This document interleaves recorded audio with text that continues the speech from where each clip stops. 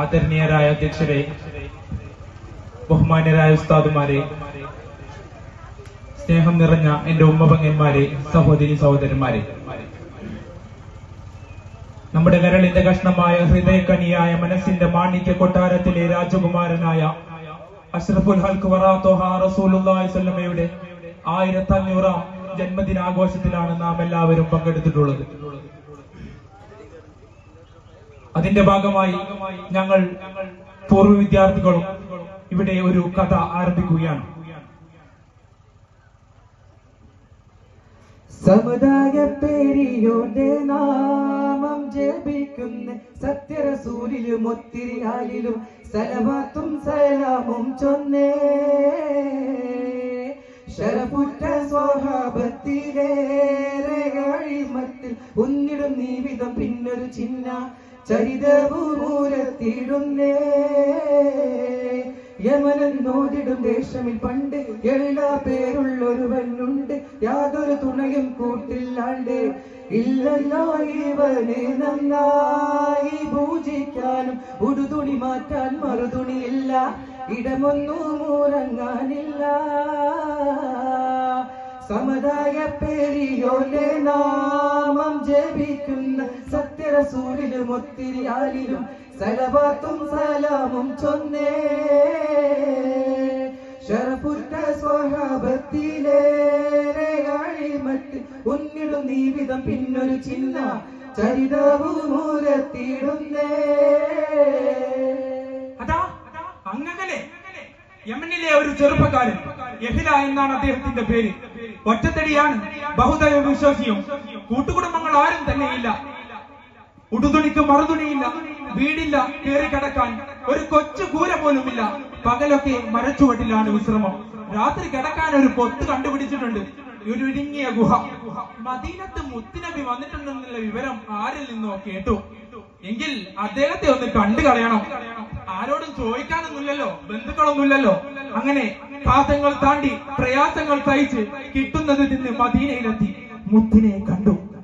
മുത്തുകളിൽ ഒളി കത്തിടും മുത്ത് ത്വാഹയോരയെടുത്ത് എത്തിയ നേരം ഏഴ പെരുത്ത് കുളിർത്തല്ലോ.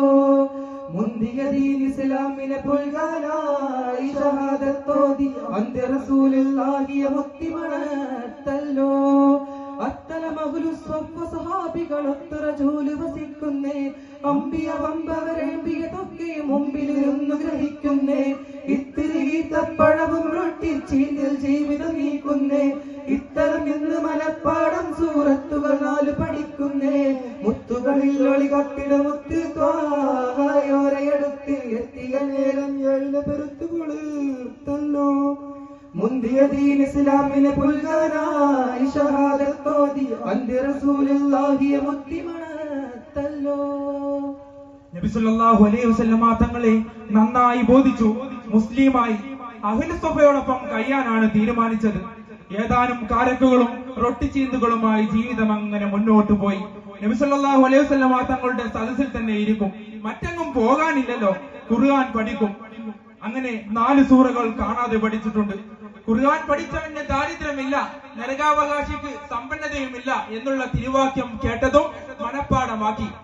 മദീനത്ത് നിന്നൊരു കല്യാണം കഴിക്കണം എന്ന് തോന്നി. അങ്ങനെ ഉദിക്ക വെള്ളി കഴിക്കനശ മദീനയിൽ നിന്നവർക്ക് ഉടനെ തന്നെ തിരുനബിയെ അടുത്തു ചെന്നിട്ടുരക്കെ. അതിനു പണം ഉമ്മക്കെവിടെ പറയൂ എന്റെ അള്ള. അരുളി സൂറത്ത് എനിക്ക് 4 വർഷമുണ്ടല്ലോ മുതല. മതത്തിൻ വേദം ഖുർആൻ പഠിച്ചവന് സമ്പന്നനുമാ. മഹത്വമൊള്ളി വചനം തങ്ങൾ ഒരിക്കലുരത്തതുമാ. അത് ശരിയാ നബി മൊഴിഞ്ഞ് ഉഴലു ബനു സലമ. അവരിൽ ആദ്യം നടക്കുന്നവൾ ഉമക്ക് മണവിയുമാ. നബിയോട് വിവരം പറഞ്ഞപ്പോൾ നിന്റെ കയ്യിൽ പണം വല്ലതുമുണ്ടോ എന്നായി അവിടുന്ന്. ഞാൻ 4 സൂറകൾ കാണാതെ പഠിച്ചിട്ടുണ്ട്. അള്ളാഹുവിന്റെ കലാം പഠിച്ചവൻ സമ്പന്നനാണെന്ന് അവിടുത്തെ തിരുവാക്യം എനിക്കറിയാം. നീ പറഞ്ഞതാണ് ശരി. അൻസാരികളിലെ ബനൂ സലമക്കാരെ പോയി കാണ്. നീ ആദ്യം കാണുന്ന പെൺകുട്ടി നിന്റെ ഇണയായി വരും.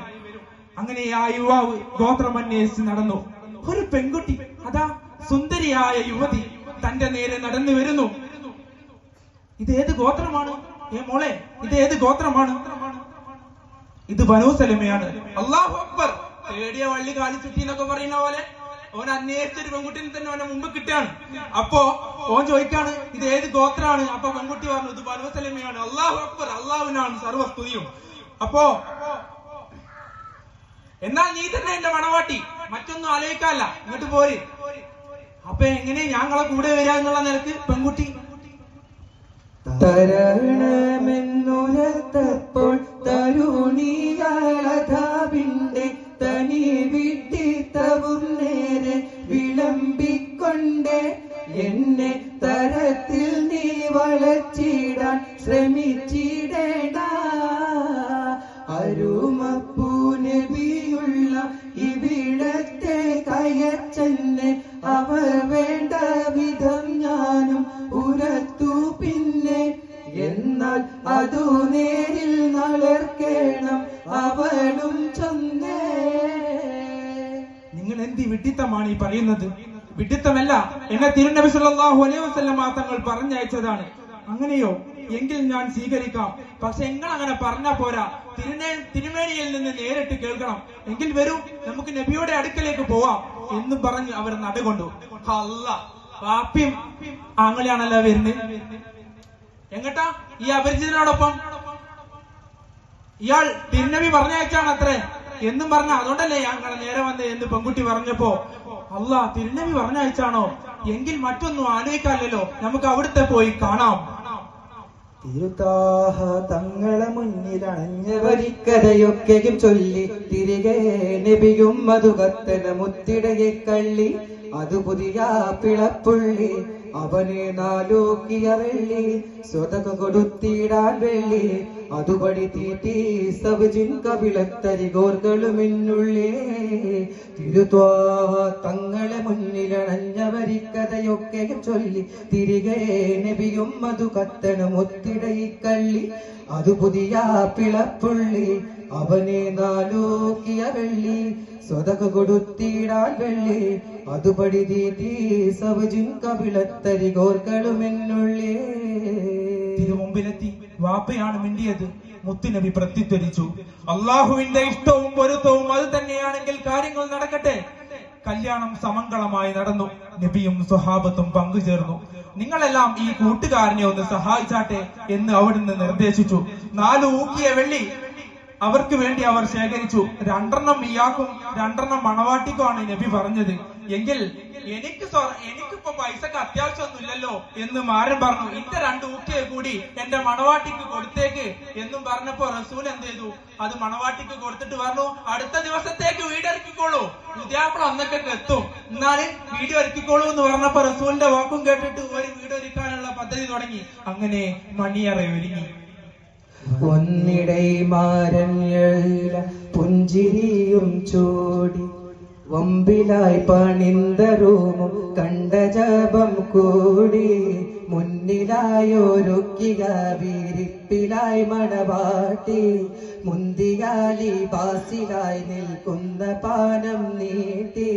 തുന്നിയ പൂക്കൾ നിറവേരികളുണ്ടേറ്റം തൂക്കിടൈ പേരുത്ത് ചുങ്കിൽ ആയിരത്തിൽ ചുറ്റും കണ്ണുകളിൽ കാഴ്ച കണ്ണു.